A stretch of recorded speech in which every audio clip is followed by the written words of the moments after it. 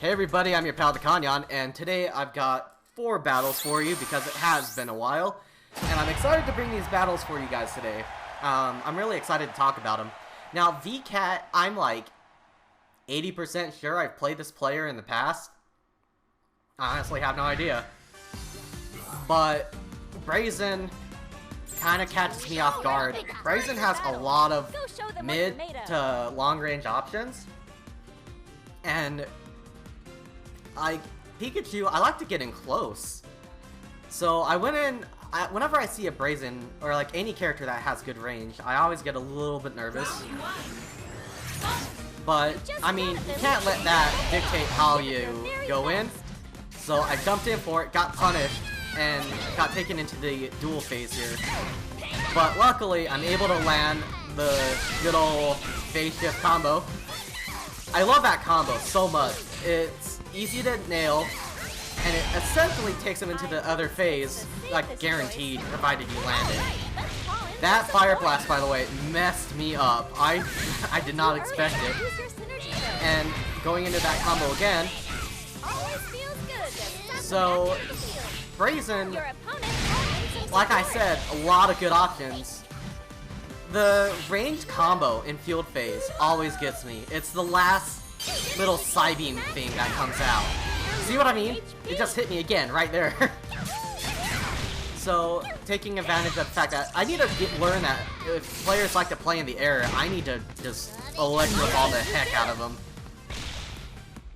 But, so we take the first round here, and if you know me, I don't know, I always think that the normal support, where, like, after a winning round, the other support Pokemon is maxed out by default, no matter what support set you pick, I feel like that's a really good one just to have, and it's a default, like, set that you can use for Nia.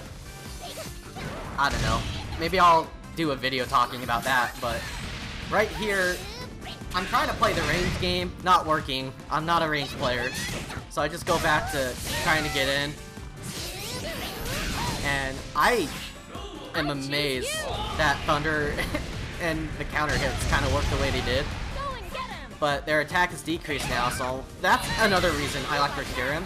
It's not just the damage, it's the fact that they can't do as much damage provided I hit them with it. So right here, something kind of amazing happens. I get hit, and because I'm in hit stun, the burst attack misses. Like, he missed me because he hit me too many times in that one string. That's such a weird thing to think about. But, it's kind of true in any game like this, where you have to learn the timing. It's like in Street Fighter, if you hit someone too many times against a wall and they kind of get stunned and they have to stand back up. Or in Smash Brothers, when you put someone in hit stun and their character goes into a get up animation. You just have to kind of know the timing for certain things. And it's always tricky in these games to learn them the first time you're picking them up. And even then, like, I have a friend who's a competitive Smash player, and he still struggles with hit stuns and timings on when to hit him, when to get up. He's really good though. Anyway, so this Sceptile, I was very pleased to fight because you'll see is what I'm talking about as this goes on. But you learn things from fighting certain players, and Sceptile is such a cool character. A lot of close range, long range options, different things to keep the opponent off guard. Like that, for example. Like, what the heck? And he's punishing me with a guard, with the grab. Punish the guard, the grab. Words. The grab punishing. Grab. Wow, I need to calm down. But grab punishments are real in this matchup. And right there, excellent support call. And Thunderbolt, I need to use Thunderbolt more often. It, like, whenever I do use it, it hits about 70% of the time, which is pretty nice. So right there, going for my favorite combo, I love that combo so much. Like, I know I keep saying that, but... So Thunder is kind of a weird follow-up when they're getting up. If you time it right, and they're guarding, nothing happens. If you time it right, and they're not guarding, and they try to jump to the side or something, usually hits. It's surprisingly wide. Now, Pikachu, I don't know what move that is, where Pikachu shoots some electricity like forward like a stab. It's got a lot of range on it.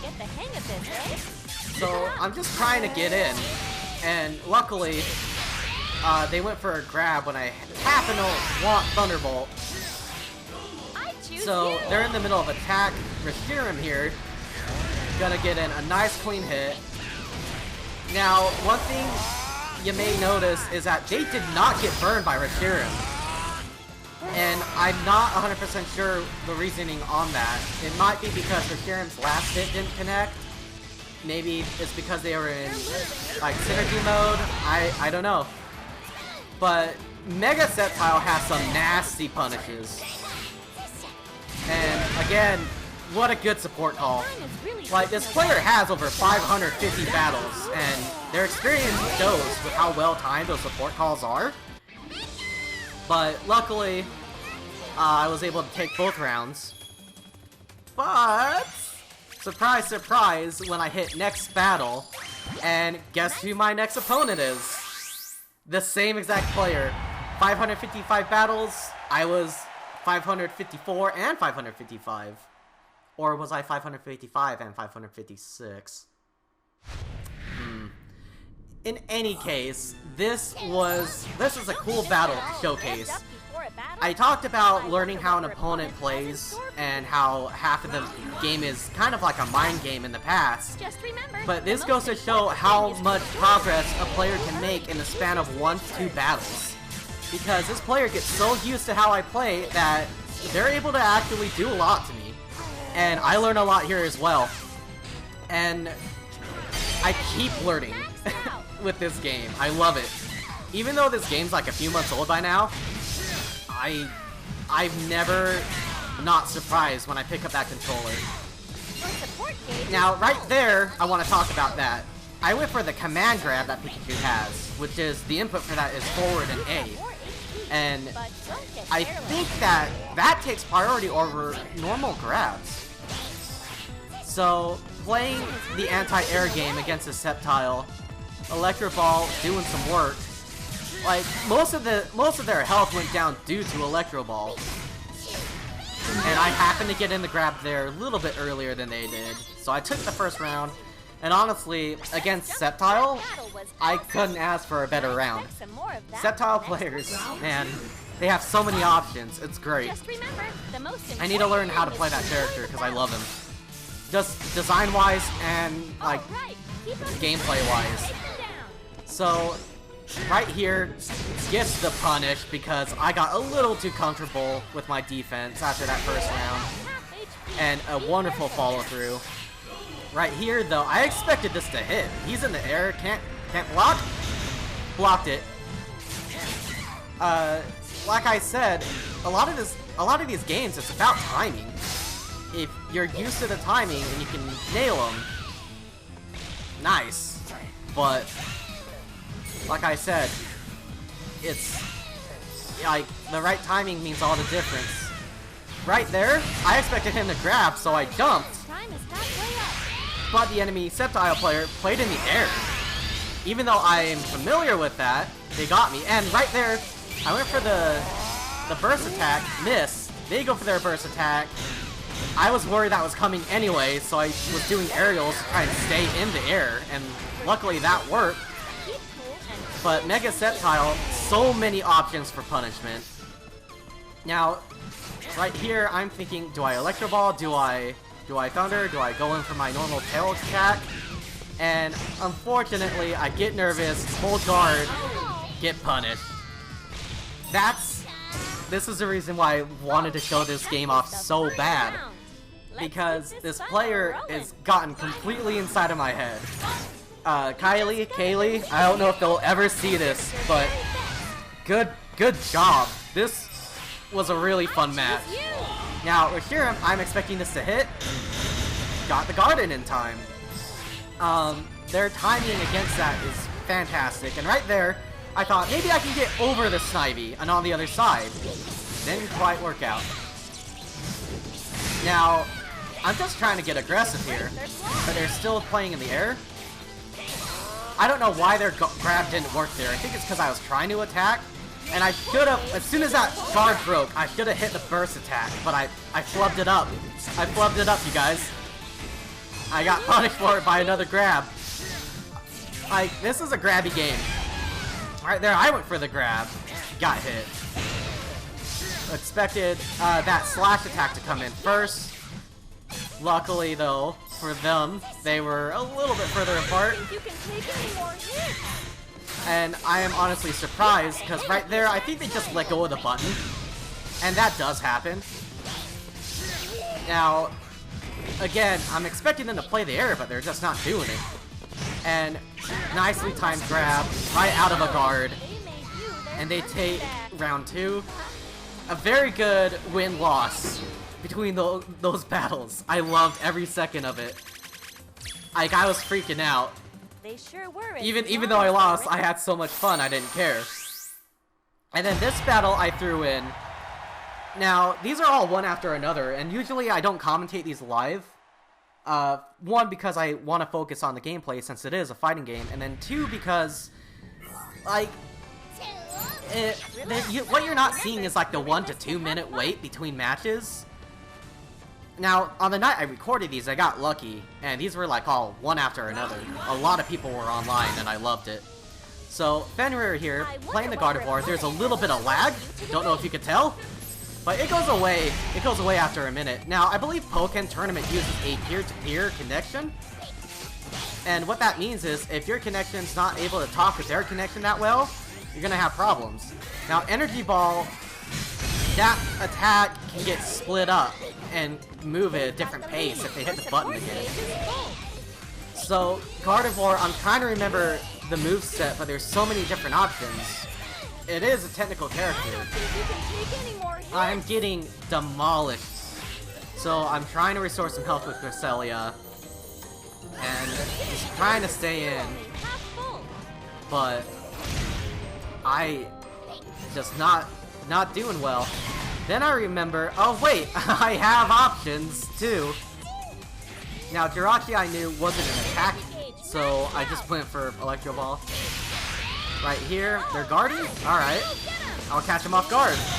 And it's working. Like, however, they did block it, but I was able to get in some decent chip damage, and all of a sudden we have a game again. Able to nail it with an aerial kick. Because Pikachu's distance is super weird. Pikachu being as small as he is, like, he covers a lot of ground with his attacks. Now, Jirachi, I believe buffs attack power. And Pikachu, I think next to Weavile, has the lowest health in the game. So, not exactly great that that's happening to me.